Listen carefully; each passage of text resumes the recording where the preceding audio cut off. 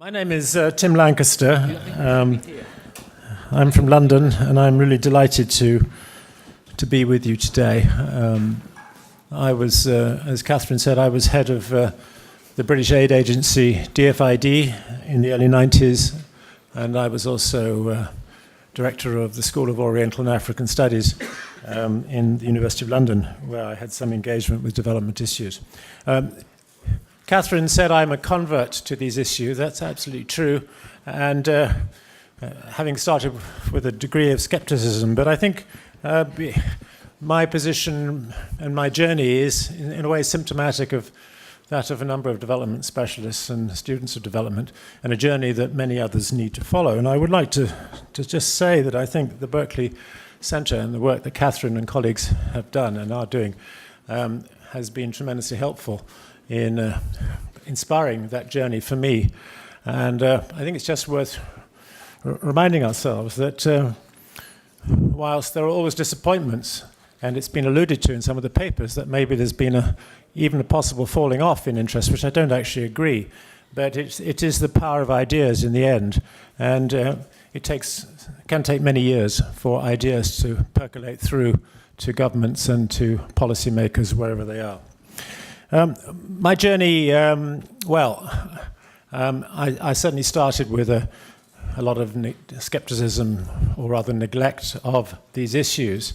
And it's a skepticism which really shouldn't have happened, because I come from a family where my ancestors were heavily involved in, if you like, development work through faith-inspired organizations, though they would never have called it that. My grandfather was a medical missionary in India, and he and his brother started the first modern hospital in Peshawar on the northwest frontier in 1900. And another great uncle of mine was the foremost specialist on TB in India, and through his work on the communication of that disease, I'm sure he helped to save tens of thousands of Indians in the 20s. And my father was also an Anglican priest, and was a teacher, first in Egypt, where I was born, and much later in his career in Pakistan. So really I have got no excuse. But my excuse is actually simply this. I studied economics, and I think economics has a lot to, or the discipline has a lot to be responsible for. I studied economics at Cambridge and at Yale, and the economics discipline completely neglected the religion and religious ideas. And the reason for this is simply that modern economics had and still has a basic premise that we are all materialists and utilitarians. That's where it all comes from. And although in economic history we learnt about the Protestant ethic and through Weber and Tawney and others, when it actually came to economic modeling and the study of contemporary economics, there was no mention of religion at all. In 3 years at Cambridge in England and 1 year at Yale, I don't think I ever remember religion being mentioned once. Economics and religion were completely parallel universes. I had a teacher at Cambridge called Joan Robinson, who was one of Maynard Keynes's foremost disciples, and she once she wrote a book called Economic Philosophy, in which she said economics is a branch of theology. By that she meant that economics relies on a number of foundational values or myths or beliefs. What she didn't understand was that there is theology or religious values in economics implicitly. And so there we are. I mean, that was the intellectual legacy that I grew up in. And it percolated into policymakers in the World Bank, where I worked in the 60s and 70s, where religion was never mentioned, or religious organizations never mentioned, and to DFID, where I was the head of DFID in the early 90s. For sure, at DFID, we supported NGOs, which were faith-inspired, such as CAFOD and Christian Aid, in their work. But it never occurred to us that they were in any way distinctive from Oxfam or Save the Children or any of the other organizations that we supported. I think the problem was actually rather more specific to development. We felt that the FBOs had no place in economic planning. Remember, in the 60s and 70s, development specialists were completely wedded to economic plans. Our model was probably the Indian planning system of the 1950s, where you had a completely secular government headed by Jawaharlal Nehru, who wanted nothing to do with religion at all. And certainly the idea that you would have religion or religious actors as part of that plan was an absolute no-no. And I think that had a profound influence on the way we all looked at this. And then we come to the late 80s and early 90s, where there is a beginning realization that the private sector is enormously important. And you can't have successful development without a private sector. And then you move on and you have a realization that civil society is important. But then we don't actually think of religious organizations as particularly part of that civil society. It's all to do with the media and political organizations. And maybe a footnote, yes, there are religious organizations that are part of civil society. Anyway, it's a very come-lately set of institutions that people start looking at seriously. So that's the sort of journey I come through. And it's, over the last 10 years, I belatedly, with a few others, and certainly Catherine came to this much earlier than I did, who realized that you really can't understand development, its successes and failures, without plugging in and looking at the contributions of FBOs in their development work, but also looking at the values and motivations that come out of individuals in countries from their religions. And of course, this is exactly what the Berkley Center is all about, looking first of all at the contribution that FBOs can make and are making, and secondly, and probably with greater difficulty, because I think it's so complicated, looking at how religious values as behavioral values affect the way economies work, and et cetera, et cetera. So that's where I come from, and I think it's where a lot of development specialists come from, that historical background. But we are now in a much more favourable intellectual environment. When it is said that maybe the interest has fallen off a bit, I think this could be because of the sort of Wolfenson leadership has moved on and it's no longer there. But on the other hand, I think in some ways we've come down to more specifics. There was a lot of talk, jaw, in the early part of the 2000s, and now, judging from the incredible array of materials that the Berkley Center have produced, it's now down to much more specific work, which in some ways I think is more valuable. You do need the large-scale strategic work, but you actually need to get down to looking at what FBOs are doing in the various sectors, which we talked about this morning, and the various regions of the world. This session is due to, we're going to talk about what FBOs, if we can call them that, when we talk about faith-inspired, there should be FIOs, what they are doing or have done to help achieve the Millennium Development Goals. There is considerable disappointment about the MDGs, and so far as if you look at the various data that the United Nations have put together, and there's a useful table in a document that has gone onto the web, the synthesis work that Michael and his colleagues have done, excellent work, which I read yesterday coming over on the plane. There's a table showing how we're getting on in relation to the MDGs, and looking at the greens and the yellows and the red coloured squares, I estimate that if you look across the world, the UN believes that we are on track to the extent of only 1/3 or thereabouts. Another third, we are behind track, we're getting better, but are not going to reach the goals, and another third where we're actually going backwards. So it is not a brilliant situation. there's no way we can blame the FBOs for this. First of all, because as far as I can judge, they were never involved in putting together these targets. It's hard to blame a set of actors who had very little to do with the MDGs, even though subsequently many of them signed up to them.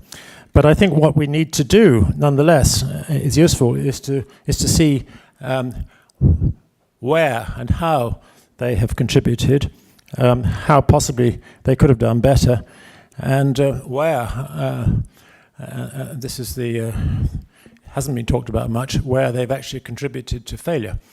And there are some examples of that. It seems to me that the obvious areas where FBOs are contributing are in education, the goal on education, primary school enrollment for all kids, in health in relation to maternal care and child mortality, and lastly in social protection.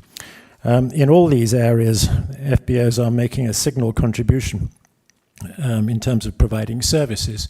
In education, there are quite a few countries where I think they actually help create demand for the service.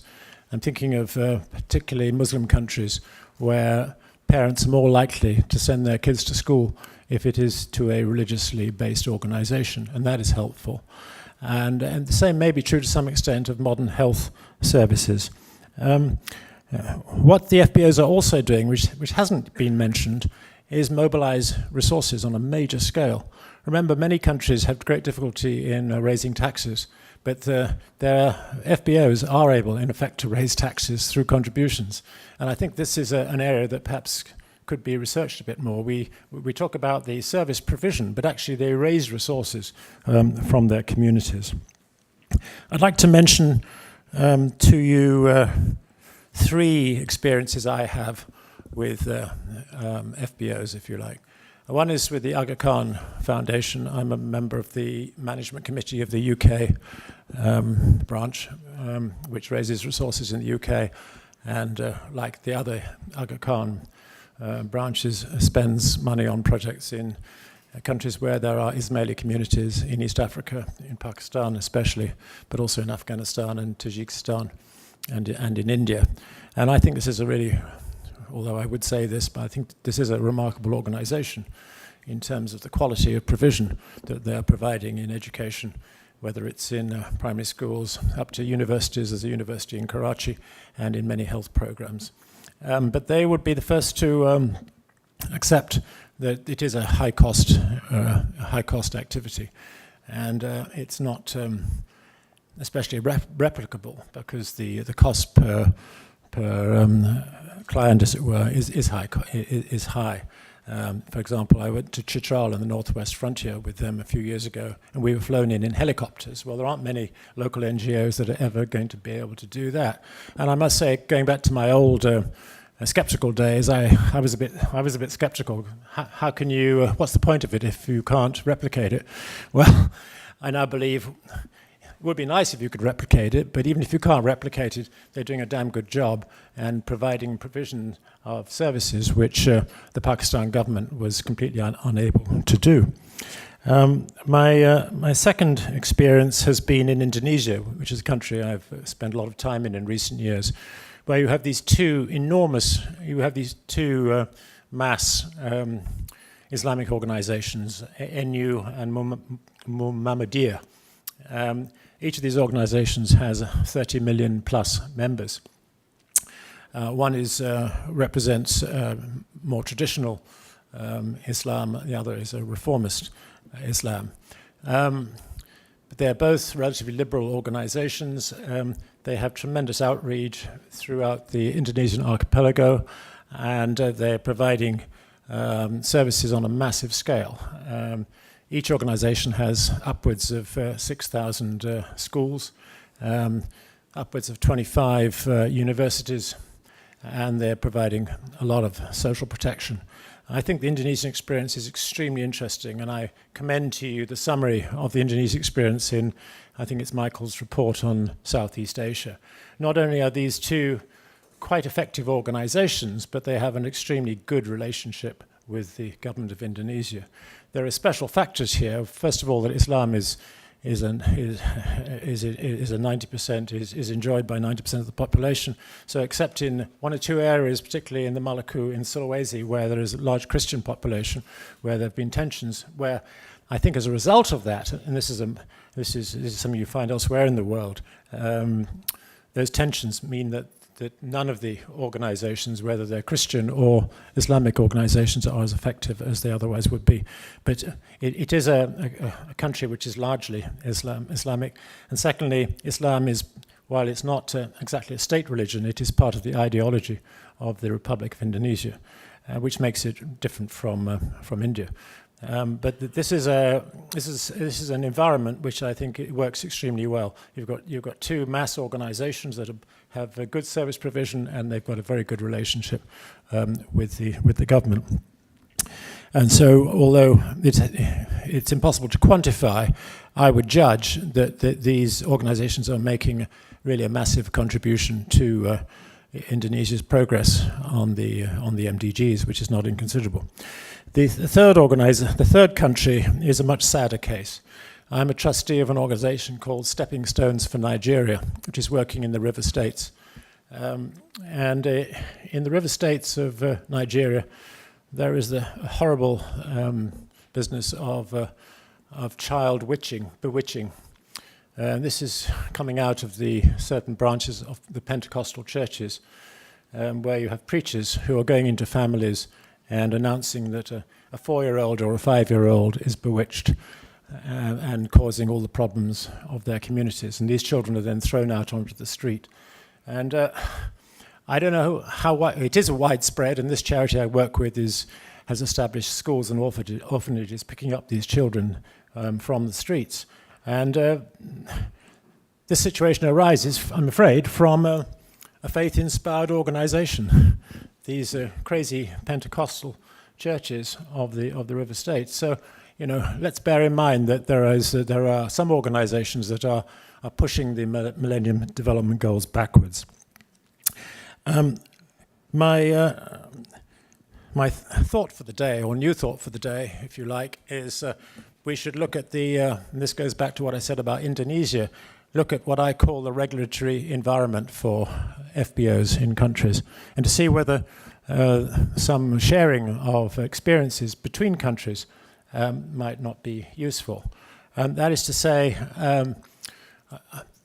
FBOs can do well if there is a regulatory environment which supports but monitors in a helpful and not too interventionist way what the FBOs are doing. And in Nigeria, clearly the states are not regulating those particular Pentecostal churches. In Indonesia, the Ministry of Religious Affairs, in Jakarta, but also some of the line ministries are monitoring very closely what the two Islamic organizations are doing in the field of education, to make sure that they are, with some exceptions, because there are stories coming out of some of the madrasa schools which are not so good at all, but they are organized by minority Muslim groups, to make sure that those organizations are producing an education system that is good for the people. And it may be that if we were to get together, or Catherine were to pull together representatives from a dozen countries to share experiences on how you regulate, and there's been references this morning to MOUs. I think which country we were talking about. Which one? Ghana, exactly.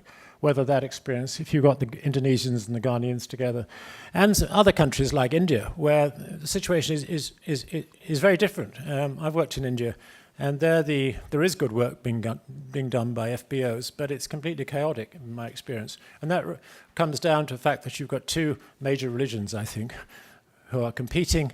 You have a government that is, in formal terms, secular, And it's very difficult, therefore, for central government and state governments to have the sort of relationship with these religious organizations that you have in Indonesia.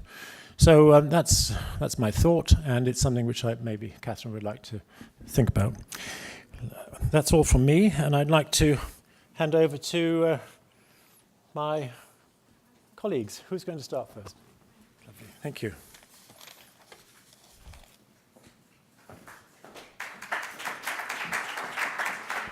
All right, thank you, everyone. It's a great pleasure, as always, to be in an event that Catherine puts together, simply because, as far as I'm concerned, it's an opportunity to breathe and to reflect as ably as possible, and with a great deal of like-minded people. So, in many respects, it's also like a refuge from the outside world of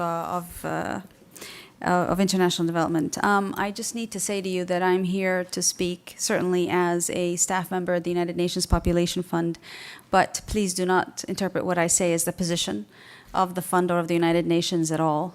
Simply of myself as a scholar of religion and politics.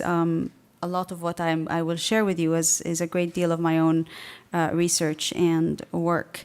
My task today is to speak to you a little bit about the way that we've been doing faith-based outreach within the context of the United Nations system, using the example of UNFPA. And as Catherine was saying earlier, perhaps the leadership work done by the World Bank and the IMF has been possible simply because a little bit of a distance from the little bit of independence. I think part of the reason why UNFPA has been able to work so hard on the challenge of working with faith-based organization and to put together a UN interagency task force, the first of its kind, on engaging with faith-based organizations. A lot of the reason has been that it is a smaller unit within the UN, and so therefore a little bit more flexible and malleable on a number of issues, but also very much due to the phenomenal leadership provided by the executive directors, and specifically the executive director, the former executive director, for whom this issue of culture, religion very much included, was almost a personal passion, and certainly a commitment that she had made to the then Secretary General, Mr. Kofi Annan, that she would prioritize. So, why for very long did UN discourse effectively, and discourse here I don't mean just the words, but I also mean the actions and activities, why did it ignore religion for such a long time, given the 65-year history of the United Nations system?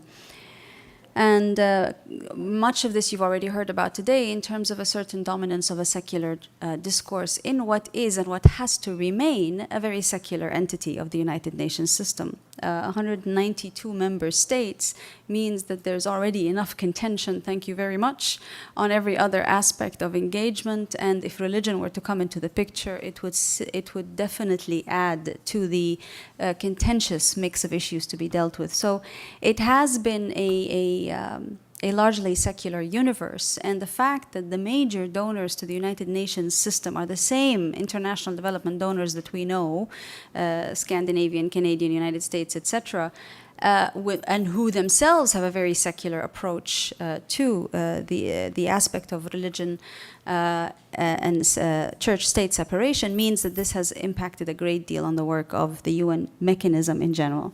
But we are also a little bit concerned, and I think you've heard that much better and much more ably expressed this morning, and especially with the words of the Archbishop. There is a concern about the extent to which the religious and the political merge, and can do so in very contentious manners, which is not to say that we should be marginalizing the religious political activists in the name of religion, which we do, but I think it's more to say that we have to be wary of some of those organizations who are performing very critical development services and yet have a very clear political agenda as well, and that places the UN in a bit of a quandary as to what to do with them. The other reason that I think we've tried to stay a little bit away from this domain of religion to some extent, and this is, as I said, no longer the case, has been the fact that it's much easier to identify the Christian development actors, given the way that they are organized and structured. Much easier to do that than to be able to understand where and who in the Muslim or Jewish or Hindu or Buddhist communities, because the infrastructure, the religious infrastructure itself, doesn't lend itself as easily to identification of specific organizations or entities. It's a much widely dispersed reality. And till this, to date, and I would say that we've now been engaging with the issue of religion and development for over a decade, but till today, we still tend to see everything from the lens of the Christian, the Christian-inspired or Christian-based development organization. So we still actually haven't quite got around to appreciating the interfaith religious engagement, and not to mention the Islamic or the Jewish or the Hindu or the Buddhist. We're still only beginning to scratch the surface, if you will, of that particular reality. So we do have that challenge. When this was first embarked on, again, as I would say about a decade ago within the UN proper, there was a great deal of skepticism. And the skepticism had there is no way that you can talk about religion, by the way, without eliciting a very personal response. It's a very personal issue. So if those who have their own bitter experiences with religion and religious leaders and religious institutions, or those who have a very pleasant experience with them, in either case of this particular polar line, there are very personal feelings about engaging with religion. So that's not the same as engaging with any secular NGO or civil society, academia. This comes down to the domain of, it's about me and my feelings with religion. A great deal of the skepticism, those who work in the sphere of human rights in particular and women's rights have come across very heated debates. I think we are all more or less familiar with the fact that there are a great many religious leaders and certainly certain religious institutions which can be referred to as the sort of the last dinosaurs of patriarchy. And that means that working on issues of gender equality, women's rights, etc., can be particularly contentious. And therefore, those from within the UN system who hold very strongly to the ideals of human rights, many of those in the UN system see themselves as the ultimate defenders and upholders of the sacred human rights doctrine, and it has been referred to as such in meetings, but not my words, I'm just paraphrasing. But those who have those feelings tend to be extraordinarily wary, to put it very mildly, about the engagement with religious communities in general. And they see the world of religion in very homogenized fashion. So religious leaders, religious institutions, faith-based service delivery organizations, the multitude that is the world of religion is always neatly categorized into one them. And then there is us within the so-called international development system, and specifically within the UN. So this dichotomy and polarization is very much inherent in the discourse. And then the point that you heard reflections about, and I'm sorry Quentin isn't here because I was going to congratulate him for the conversion experience that he has clearly gone through by being mainstreamed into the other programs of the UN, of the World Bank. Yes, there has been a tremendous amount. It's the stones that keep getting thrown at those of us who are arguing for the need to integrate faith-based and faith-inspired communities in this work, or at least to look at the work of development services through the lens of some of these faith-based service providers. The stone that keeps getting thrown at us, and my goodness, there are plenty of them, but one of those stones is, who the heck says that there's any evidence to prove that they have any value whatsoever, or that the work they do is in any way consequential in development? No evidence to that regard exists, and therefore we're ostensibly making a losing case. Now, thankfully, that kind of stone gets eroded with time. There is also very, very, very much the fear that this is a community that is not necessarily reliable as allies in the struggle for human rights. That they may, some of them, especially when we're talking about religious leaders, some of them may turn out to be very strong supporters of one part of the agenda, for instance, democracy or good governance or anti-corruption. But then it comes to other aspects of the agenda, such as women's rights and reproductive rights, and then suddenly we have the worst enemies in front of us. So that creates a certain amount of, well, do you then just selectively work with them, or what then do you do with the partners who turn against you on other issues that are also equally important in the human rights spectrum, but are not necessarily part of the agenda of the religious communities. Now you notice how many negatives there were. There's one positive, which is that there has been quite a bit of support, and this is mentioned earlier in the course of your conversations today, about the fact that those who feel very strongly about their faith and for the faith have slowly come out into the open and been very happy to see that there's some work that looks at engaging with faith communities without so much negativity. Why did the United Nations Population Fund decide to be a pioneer within the UN system proper for this engagement? A great deal has had to do, as I shared with you earlier, with the vision of the executive director. And there is no question in anybody's mind that in order for this agenda of engagement with faith-based organizations to be sustained, it has to be supported at the senior-most level within the system, the senior-most decision-making level. It is not something that you can leave and walk away from and decide, well, somebody's dealing with it, because if you're not supporting it at senior management level, it can eventually just become a fad and goodbye, or not even get to become a fad. You've already heard about the percentage of faith-based or faith-inspired health service providers. Those of us who work in health, like WHO and UNFPA, UNAIDS, etc., have had to rely on some of those figures to prove to many in the decision-making community that these are service providers. It's not just about people who have a good opinion or who have a role to play in terms of changing public opinion, but these are also very critical service providers. One of the things that has to be indicated, that one of the success formulas from within the UN system is that you don't talk only about religion, but you talk about religion in the context of the wider cultural and cultures of development as well as culture and development. And lastly, it's not about interfaith dialogue. The UN is not in a position to work on interfaith dialogue, i.e. dogma, ideology, etc. It's much more about engagement with faith-based partners on the ground who are equally able to either work on the advocacy or on the building of national capacities around certain development agendas. Some of the policy implications going forward.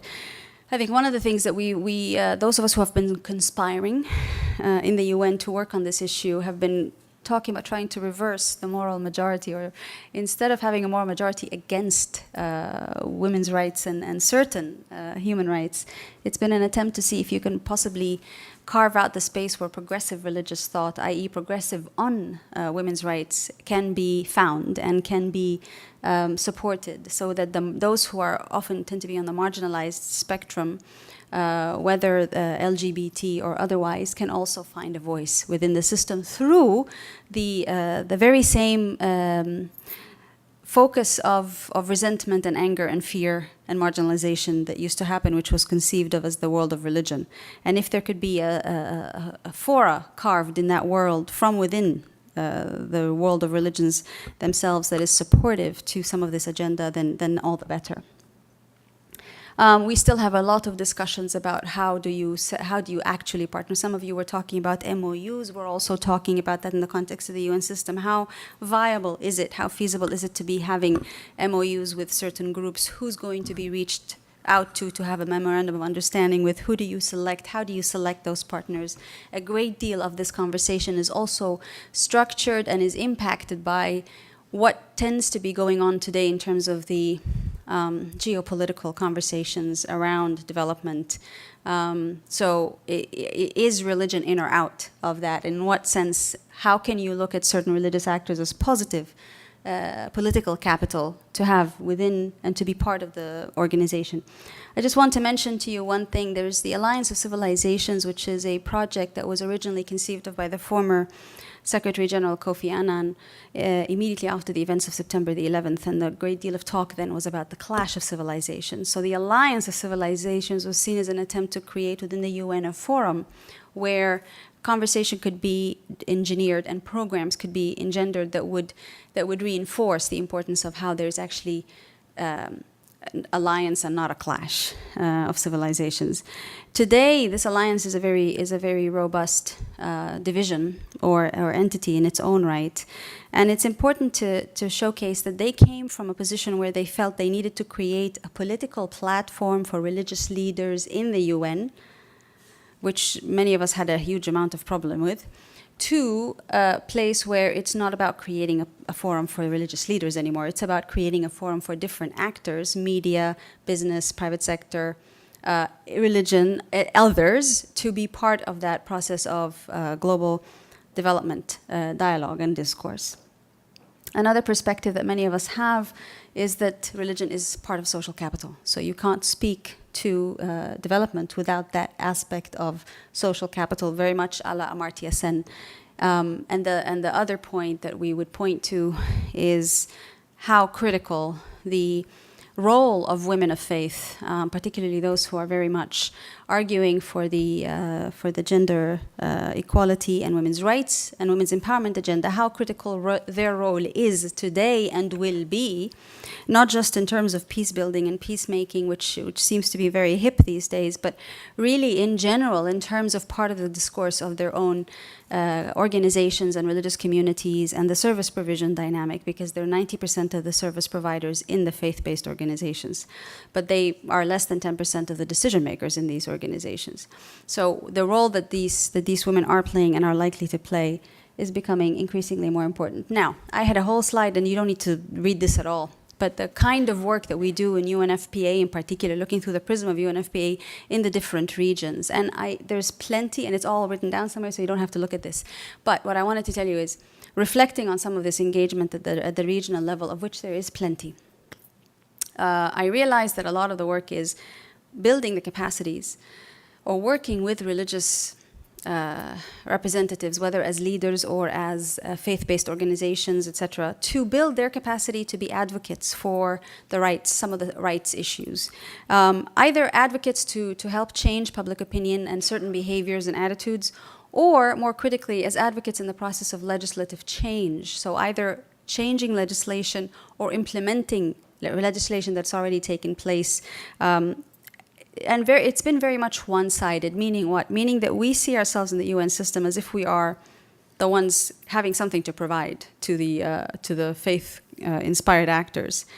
Whereas in effect, what we really need to do, and we've talked about this but we haven't done it yet, is to see what listening to the faith actors might actually imply in terms of our own change of our own discourse as so-called secular development discourse. So there's a great deal to be said and to be researched in terms of the work that we need to do ourselves within the UN system.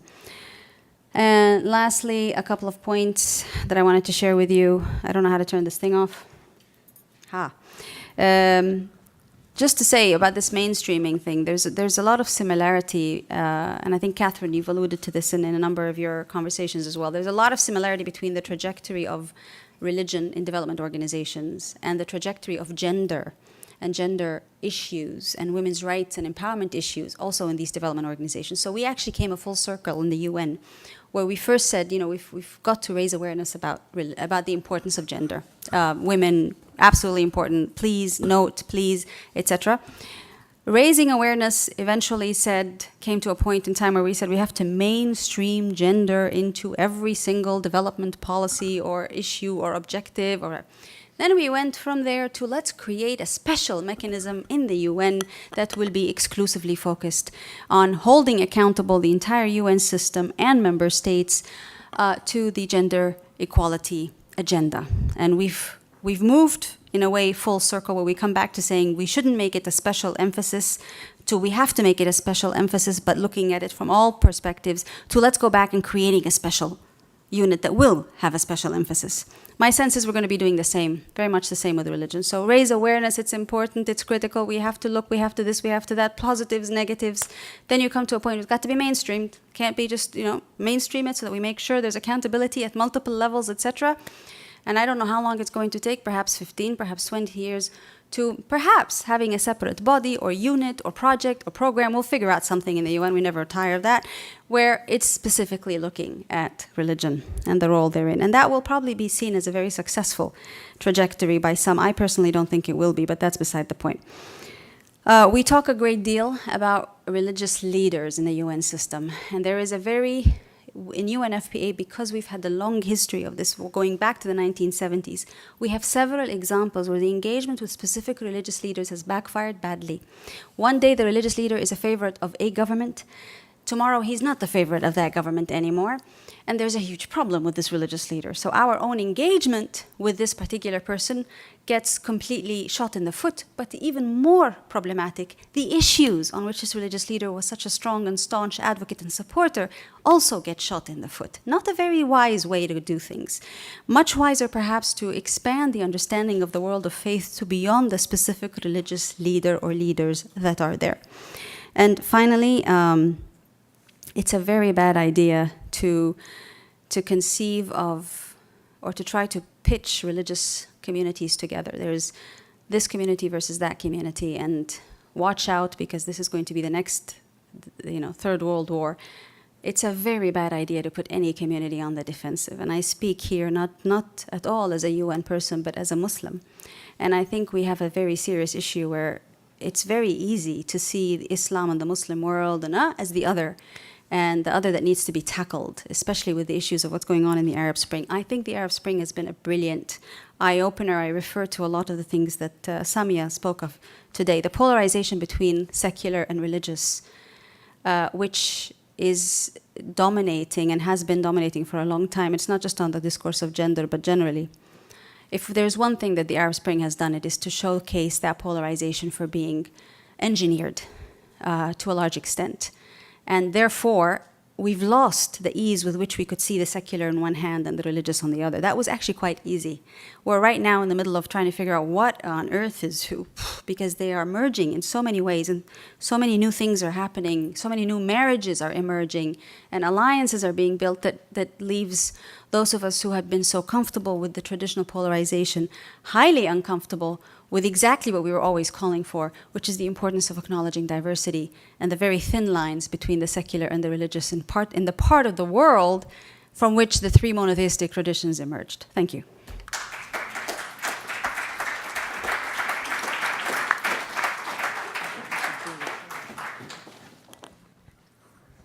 Okay, thanks very much, Tim. Thanks very much, Catherine, wherever she's gone, for inviting me here from London. I know I've only got 12 minutes, so I shall not waste time by prevaricating.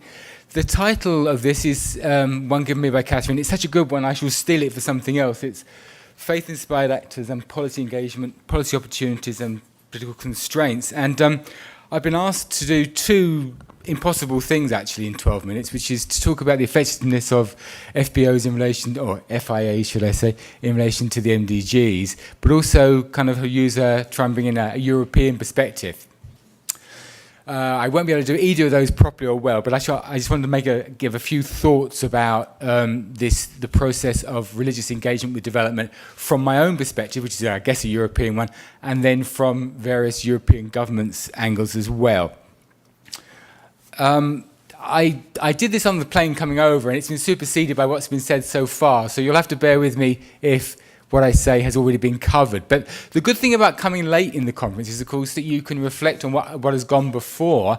The bad thing about coming late in the conference is you've heard it all before, so I should try and get a balance between the two. I can't see the screen. I can't see that. This issue has been happening, I guess, for 20 years now. I first started writing about religion and politics, broadly put, 20 years ago, when it was even less mainstream than it is now. And I think that we have to think about the end of the Cold War and the way the world changed dramatically after that point. I don't think we're any clearer about how the world changed, other than the two competing systems were reduced to one system, which is in some ways competing against itself, I guess. But we've heard from a UN person, we've heard from a World Bank person, we've had someone who's worked in the IMF. These, of course, were all agencies set up after World War II as secular development agencies, broadly put. And of course, 60 years ago, the idea that religion would be in any way, shape or form important or interesting when we talk about development or politics or international relations, indeed, would have been shrugged at. It was just not the case that this eventuality would take place. The last 20 years have focused our minds, but I'm not sure how to address the first question which I've been posed, which is, how have FBOs or FIAs contributed to achieving the Millennium Development Goals? We just heard from Tim that 1/3 are on track, 1/3 are falling behind, but not dramatically, 1/3 are absolutely falling behind.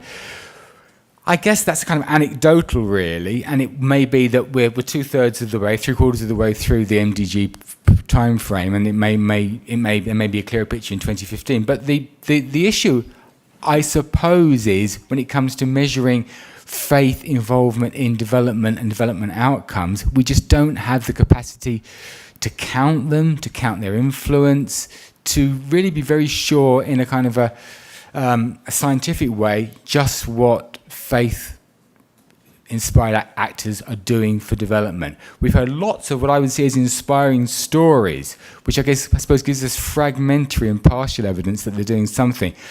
We also heard from Scott Appleby to the effect that the potential for conflict and the way that dialogue can be destroyed overnight by some kind of religious violence or serious incident puts into perspective, I think, the fragility of achievements in many ways. My own thinking really is that conflict, the ending of conflict, has to be a precursor for any development. I mean, it seems to be absolutely axiomatic that you can't have development without an end of conflict. We've also heard from other speakers that there may be something like a polarization occurring, perhaps globally, between different religious views of the world. I mean, we used to talk about fundamentalism, we don't anymore, but there may be something in the notion that there's this kind of polarization of belief. One of the speakers earlier talked about the way that there are high growth rates among various religious strands which have a particular way of seeing the world, which may put them into odds with other religious groups. So I think on the first question about how faith-inspired actors have contributed and are contributing to achieving the Millennium Development Goals, my response would be, I don't know. There doesn't seem to be clear evidence, but fragmentary evidence seems to be that they are taking a significant role. The other side of that coin, however, is that if faith-inspired actors are doing a development job, which is good and worthy and worth noting, it kind of implies that states are falling down on their job, because one of the givens, if you like, about modernisation was, of course, that states would be the leaders of development. States would give development. States would develop their economies, their countries. We vote for them; they provide for us. This was kind of the deal, I guess. So, in some ways, encouraging faith-inspired actors to deliver development is a dereliction of duty from states. And I think that we can place that in the context of an environment. And we just heard from Azza talking about the UN agency she works for. There is a continuing, and I would say almost impossible to eradicate, notion of us and them when it comes to this issue. Oh, you've seen those before. And I think that the changes that we've seen over the last 20 years haven't shaken that fundamental division between us and them, the secular us, the religious them. We haven't talked about globalization. I mean, that's also kind of yesterday's topic in a way, like fundamentalism was. But I think that much of the interest we have on faith-inspired actors in development and other fields is largely because we're more aware of them now. I mean, the internet is a fabulous thing, and we can find information about things we never used to be able to very easily.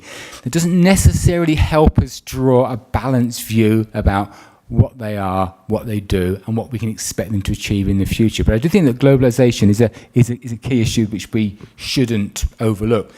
Faith, of course, hasn't faded. In Europe now, we're beginning to talk about a post-secular environment. I haven't heard that word today, but I was at a conference last week in Italy, and we were talking about post-secularism, and my view was that it was interesting, but I wasn't sure what it was. From a European perspective, it's, I guess, we're not in a post-secular environment when it comes to what governments do. I mean, I was trying to think earlier about the 40-plus European governments, And any examples I could provide which would give a clear and consistent role for religion in state policy. And it's very difficult to do so in Europe. So it seems to be an outlier. And I guess that's a way of saying that when we come to think about European governments and their views on faith-inspired actors in development, we have to take this as a fundamental given. There's no evidence that I've seen that European governments are opening up to religious actors when it comes to giving them more power, more authority, more capacity to do the job, because it kind of implies that the state's capacity would be diminished, I think. So I think when it comes to European governments, the involvement with religion in terms of development is extremely problematic and unlikely to improve in the near future. When it comes to development policies in other parts of the world, I think it's impossible to separate out European governments' development concerns with foreign policy and security concerns. The last speaker mentioned the Arab Spring, for example, which is a very good example of what I'm talking about. Until very recently, European governments were very, very supportive of the president of Egypt, Hosni Mubarak. Now, of course, they're not. He was a ruler who condemned the Muslim Brotherhood, which would in many ways be one of the archetypal faith-inspired actors that are significant development providers. Yet we didn't say, okay, let's support the Muslim Brotherhood in Egypt because they can supply development. No, we said, let's support Hosni Mubarak because he's our guy and he's anti-Islamism. So I think that when it comes to development, the European governments see it as a byproduct of foreign policy and security policy. And they're not really separate. I think I've said that. In this context of globalization, there is increased demand for better governance. Now, when it comes to development in governance, one of the connections would be that we govern better in order to provide better development. I know one of the themes of many of the reports is corruption, for example. And I'm not sure what faith-inspired actors can do to help undermine and diminish corruption any more than secular actors can do it or the media can do it. So I think it's highly problematic to expect faith-inspired actors to help deliver better governance. There's the other issue which we've already touched on about how we define development, how we understand development. Many faith-inspired actors would not see it at all, as everyone in the room knows, in the same way that secular development agencies would. You know, increases in GDP, increases in numbers of material development goods. There's also, of course, the dimension of spiritual development. How can people become better, more rounded, improved human beings? That's a sign of development. So there's going to be, I think, some division between those ways of understanding development, and very hard to see how that gap can be bridged. I was, once again, this is more or less to finish, I think, to think about European governments and their involvement with religion in terms of development. We've heard about the UK DFID project, which was run by the University of Birmingham, Religion and Development. We've also heard that it's been 7 months since the reports were submitted and absolutely no response. It could just be that this is, typical slow bureaucratic movement, and 7 months is not that long. It could, on the other hand, mean a lack of interest or a lack of certainty about what to do. That particular project focused on 5 countries in particular, 2 in South Asia, 3 in Africa. And I guess I could be cynical and say these are not particularly countries which engage the UK government's concern from a security and foreign policy angle, and therefore, they're interesting. It's also the case that the reports themselves had their problems. But it may well be something even more fundamental and simple. It may be linked to the fact that the UK government has changed in the last 18 months, that the UK economy is collapsing at a remarkable rate, and that the present leaders of the UK government are simply not concerned about religion in the way that perhaps Tony Blair was in the mid to late 2000s. The other example I was just going to touch on very briefly was the Netherlands, which is probably one of the European countries that has most consistent concern with development with religion in their development policy. But once again, this is very much a kind of a relationship which privileges the secular focus above the religious focus. And it also reflects the particular Netherlands culture and history of contending Christian faiths. So my overall conclusion, this is a little bit more about the UK government and the Netherlands government.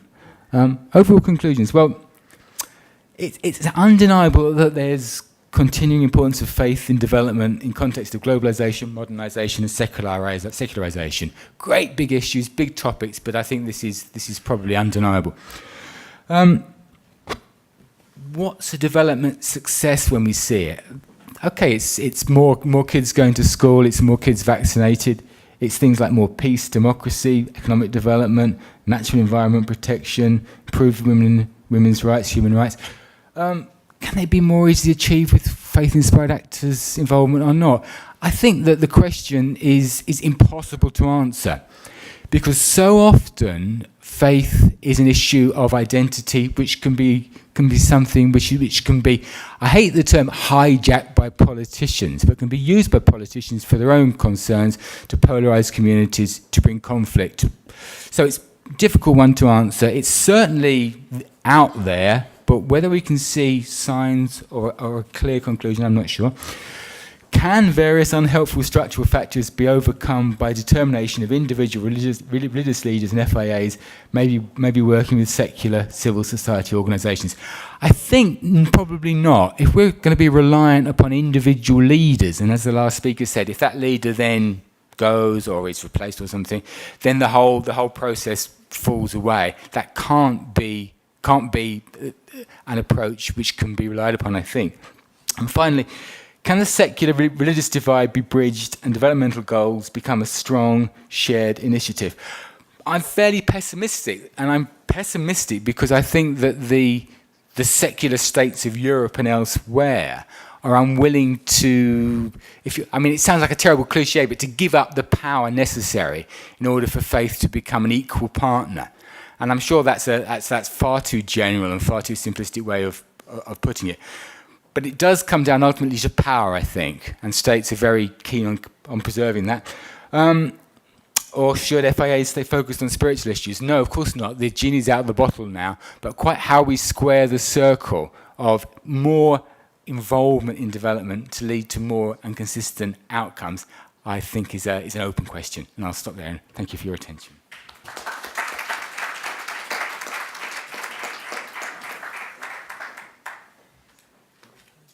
Hi, my name is Midori Miyazaki, and I'm here to represent my big boss, who unfortunately hasn't been able to come here today. His name is Dr. Handa, and he's been working with Catherine and the other board members of the WFDD for a while now.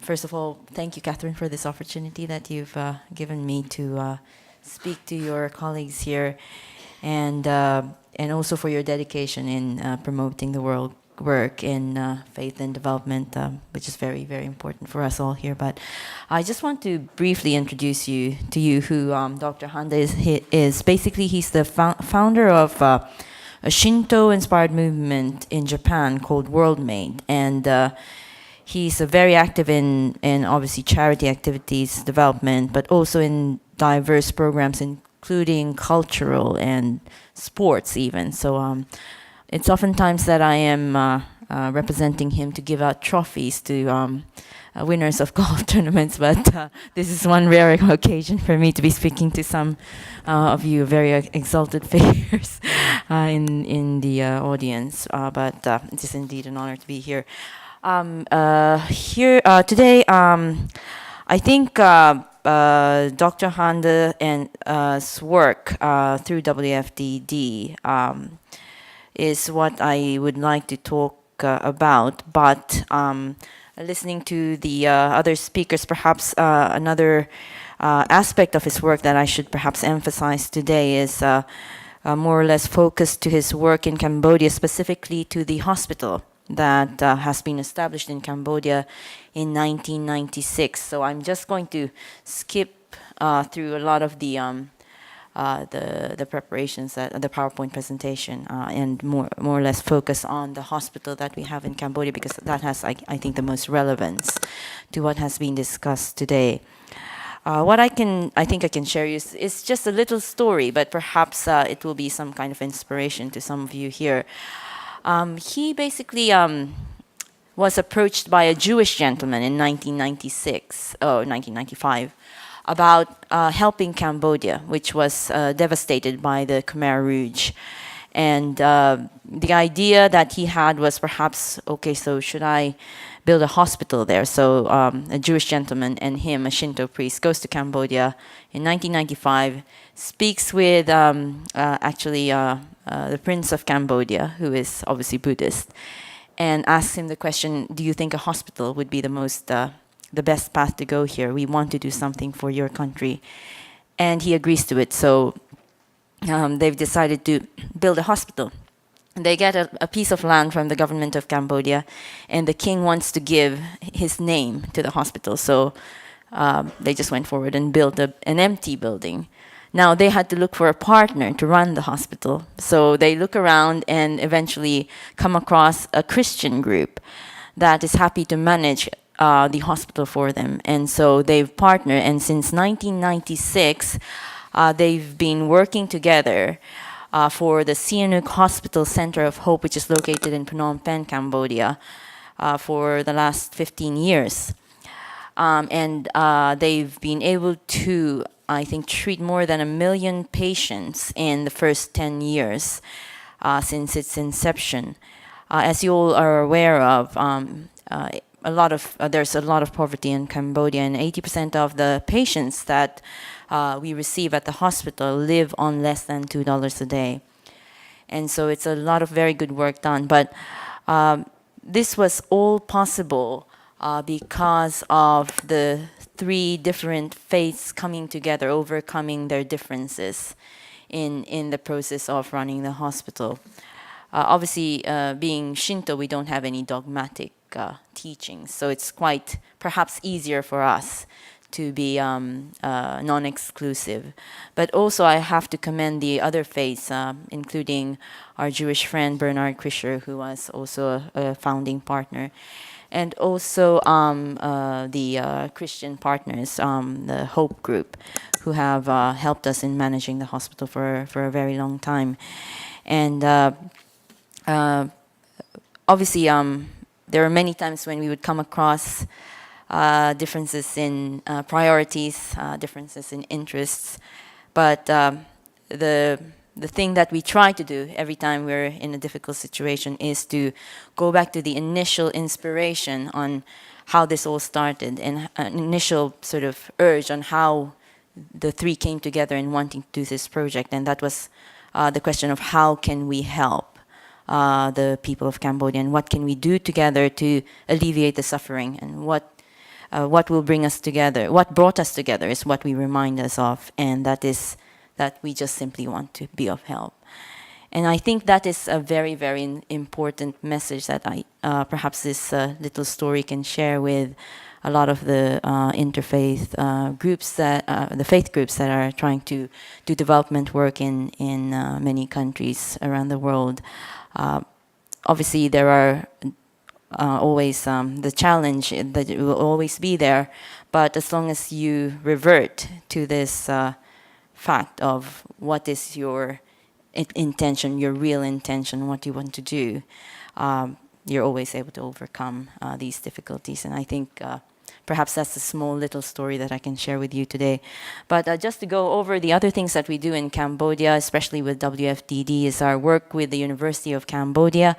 We try to be a partner to WFDD by actually we created an organization called AFDD that's more focused on Asia. And so we try to promote development issues, interfaith dialogue in Asia through AFDD. We work with the Cambodian Red Cross to build wells. We also have many other projects in relation to the Khmer Rouge victims, etc. So that's the kind of scope of work that we do. But hopefully there will be another opportunity for me to be able to share that with you in the future. But for now, thank you.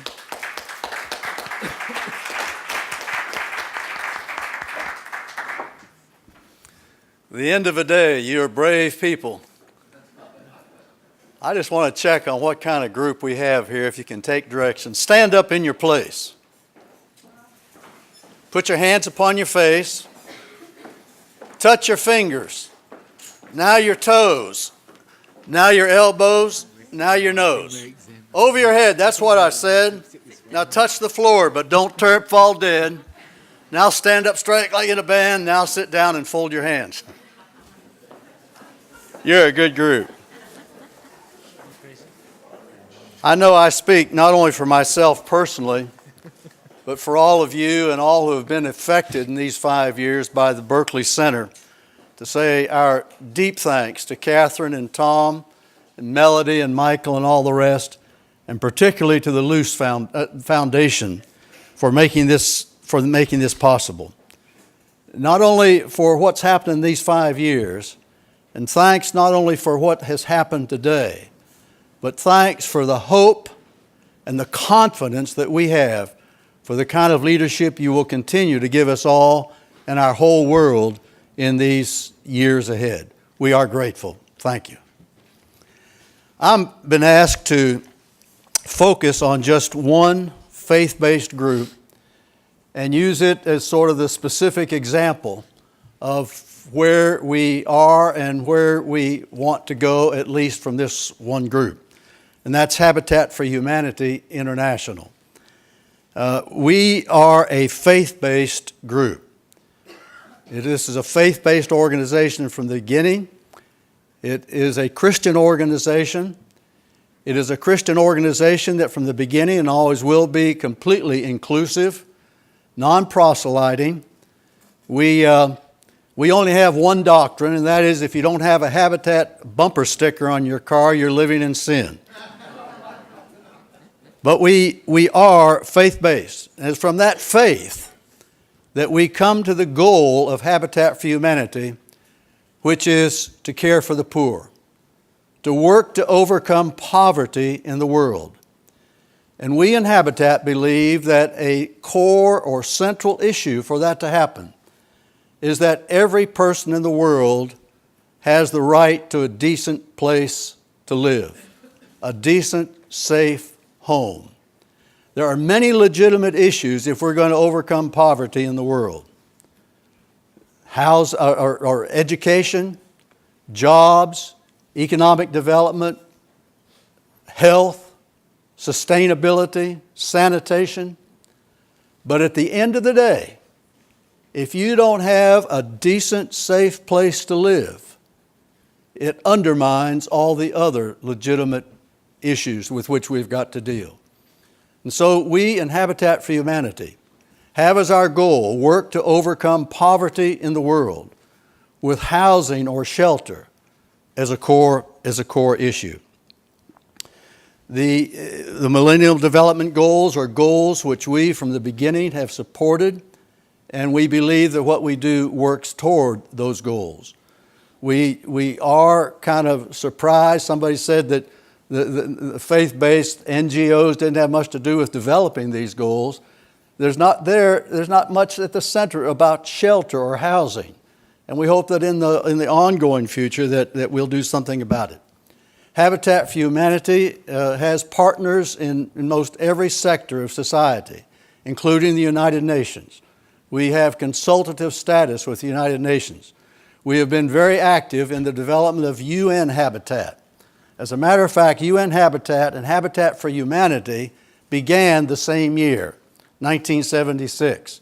And there's been a lot of kidding and banter back and forth about who had the word habitat first. And I won't tell you what the truth about that is. But we have worked really hard with UN Habitat in terms of the World Development Forums that have happened in Istanbul, Barcelona, Vancouver, Beijing, Rio, and so forth.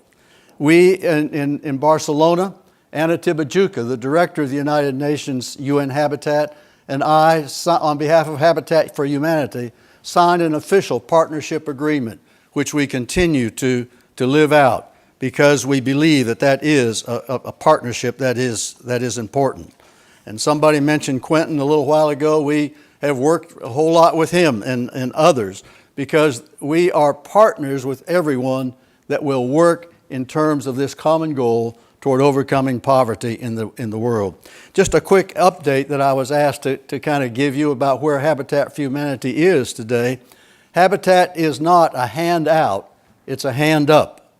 And on October 3rd, on what we know as World Habitat Day now, in which there were hundreds of World Habitat Day events around the world, we symbolically dedicated the 500,000th Habitat for Humanity house in the world, in Kenya.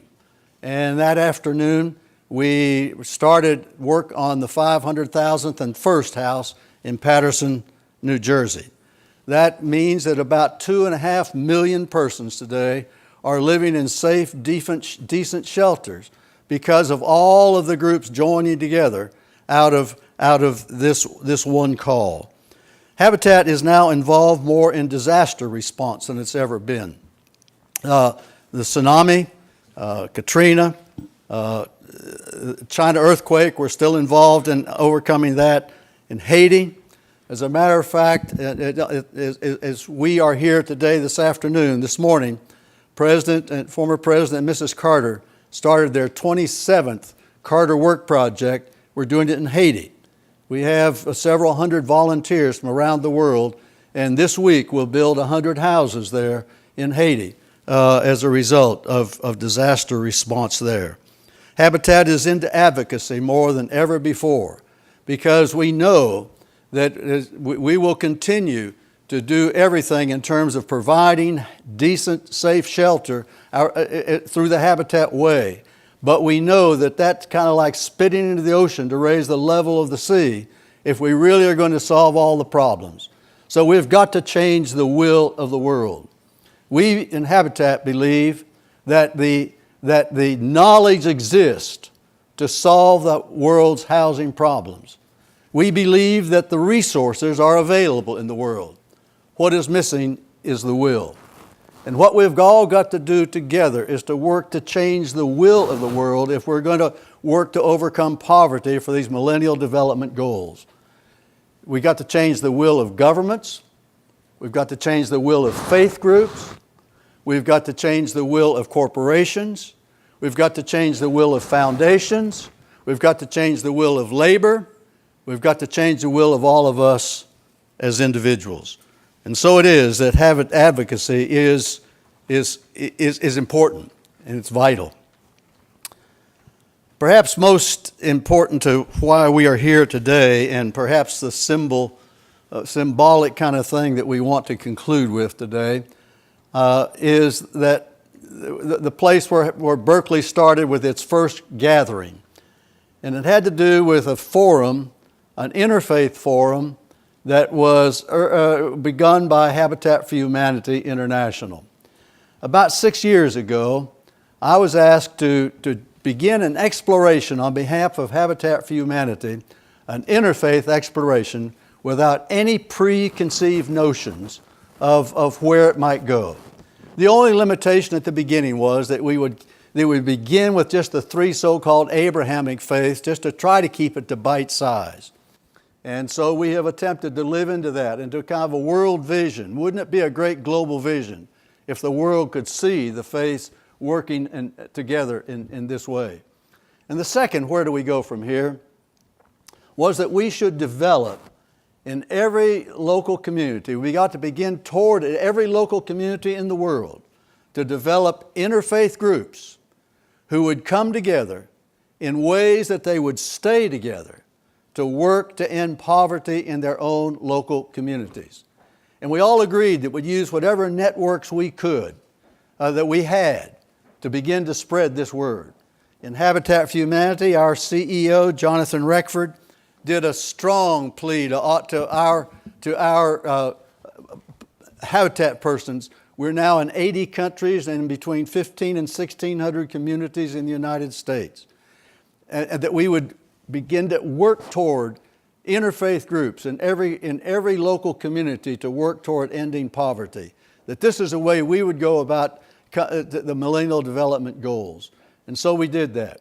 In Habitat, we quickly decided that we had to provide some tools for local leaders. And so it was that we did a fairly comprehensive survey, global survey of the habitat world.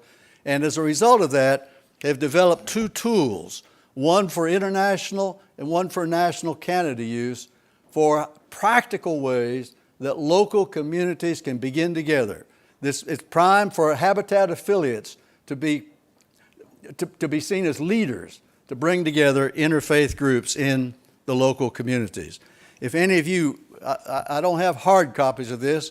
We haven't found the wherewithal to print a lot of them, but I can get you a PDF if you'll give me your email if you're interested in that.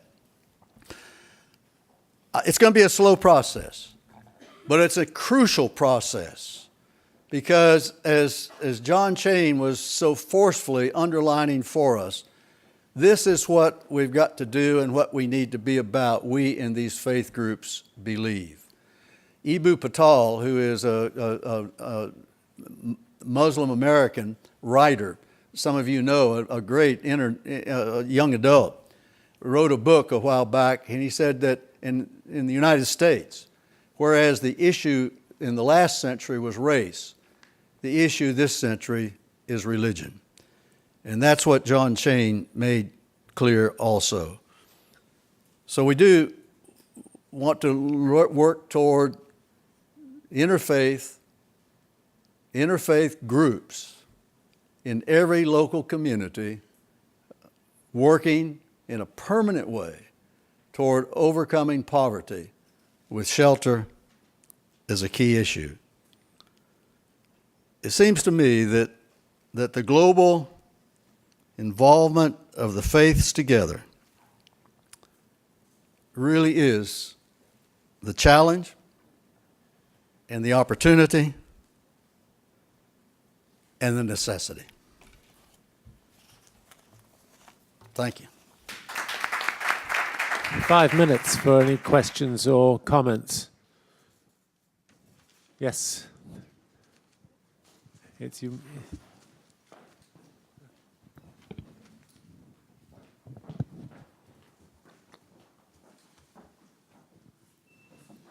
How do you do? Samira Daniels again. I really appreciated Tom Jones' advice on the issue of interfaith groups and so forth. But I think,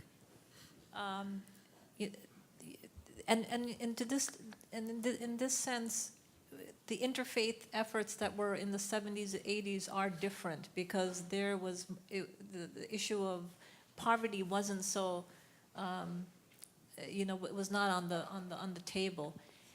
But I think the fear that I have is that in this effort, there also has to be a corresponding discussion about and towards a coherent world paradigm, economic paradigm, just moving towards educating not only poor people but the educated, and on this effort, I think the faith leaders are, as much as they have, they make speeches and so forth. There has to be something rigorous about it, and I wonder. I know the Carter Center has done but it's not going on in the academic community to the extent that it should. And I'm wondering, what you think can help that along, educating about just what is that really at stake. I don't think people really understand on many levels. So.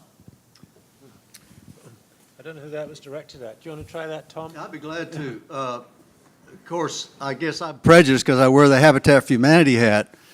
But what happens in the Habitat approach is that these shelters are developed by volunteers. And the volunteers in the manual that we've done, the interfaith toolkits, we've pointed out that once you work with the poor in terms of developing the shelter, it's a two-way street.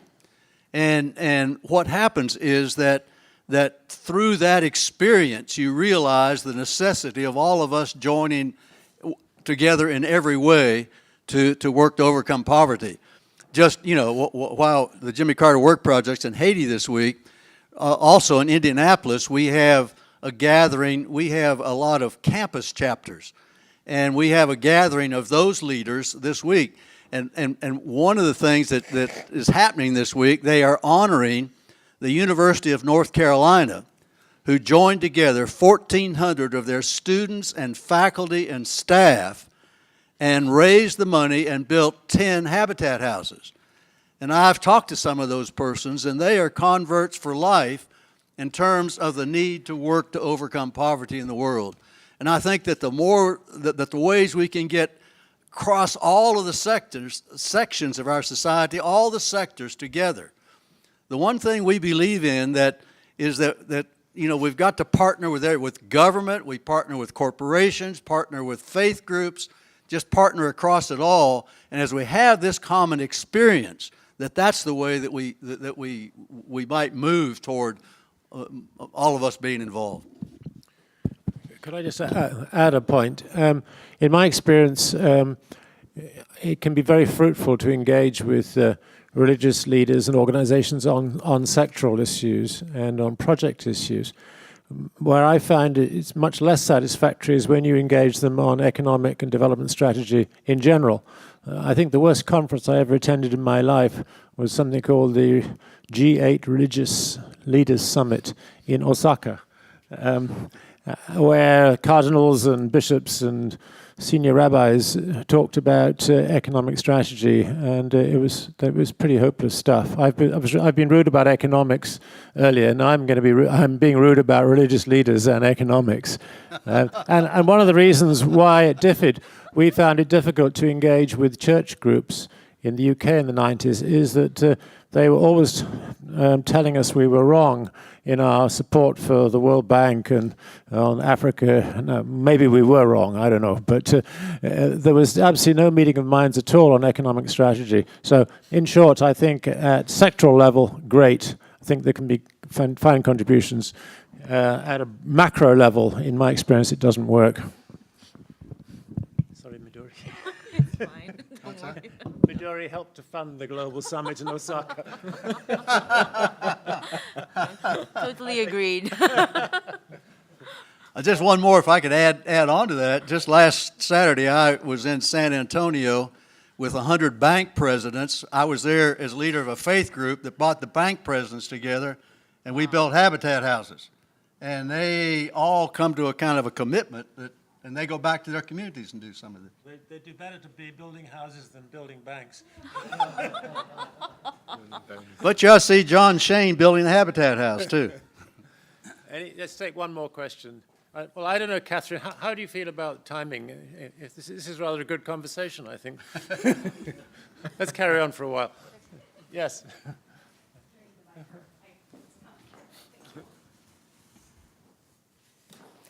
Sir Timothy, I hope it's okay to ask you a question. I would have asked this question of Azza Karam, who had to run off, but I think you could answer it perhaps. And I would just like to get your perspective with your background at DFID and at the World Bank. In terms of evaluation, do faith-based organizations need to do more to improve something, and what is it that they'd have to prove? That they are as effective, more effective, or that they bring something particular, say if we speak in terms of health work, you know, that they can produce better outcomes, or just that they can do, what would you, from your perspective, what would you be looking for them to indicate or not? Or is that not even the issue? Oh, that's a good question. Well, DFID and I think many agencies are now absolutely obsessed with monitoring and evaluation. We were always keen on it, but it's really moved up the ladder in the last year or two, and therefore to attract money from donors, FBOs have to introduce monitoring and evaluation if they're going to attract the money. But I think it's also a good idea in general. But I think on the other hand, one mustn't be too ambitious. Some of the evaluation requirements of donors are completely unrealistic. And in fact, they're unrealistic about their own programs too. I mean, a lot of programs you can't really discover what the outcomes are in terms of poverty reduction or child mortality or whatever for 5-10 years, and yet, you know, they're expecting evaluators to come up with results within a matter of 18 months, and that doesn't work. So I think the answer is a qualified yes. It has to be done, and this really puts a strain on FBO resources, because frankly, donors or people who are giving money on the street, they don't really want to put money into paying for consultants to do evaluations. They want their money to go to clinics. So it's a difficult one.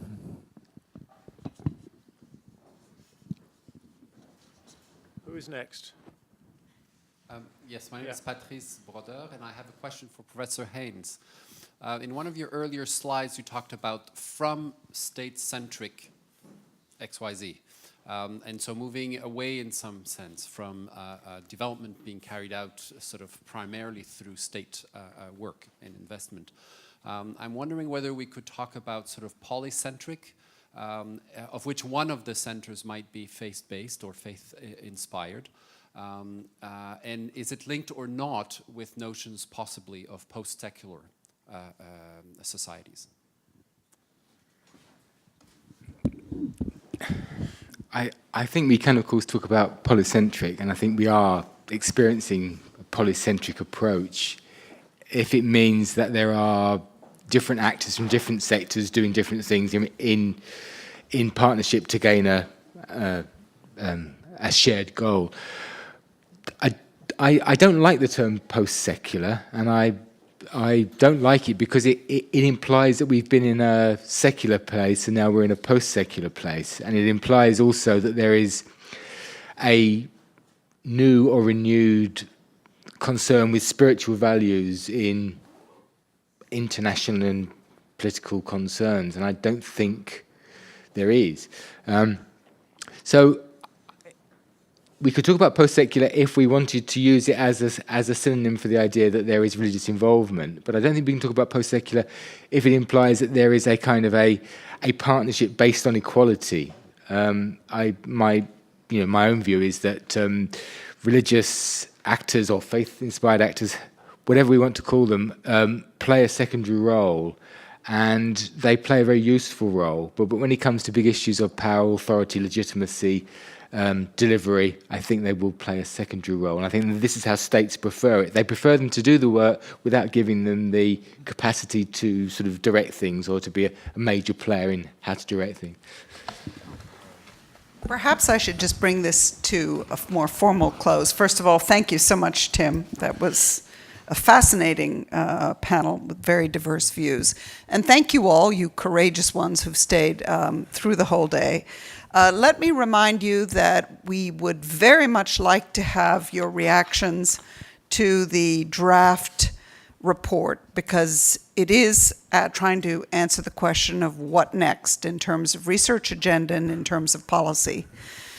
And those of us, particularly the sort of core group, but if someone else is really truly interested, we're going to the Berkley Center and we're going to continue with the discussion of what next. But thank you particularly to the brave souls who've been keeping us going, Melody, Aaron, Mike, particularly, but also Hannah, Claudia,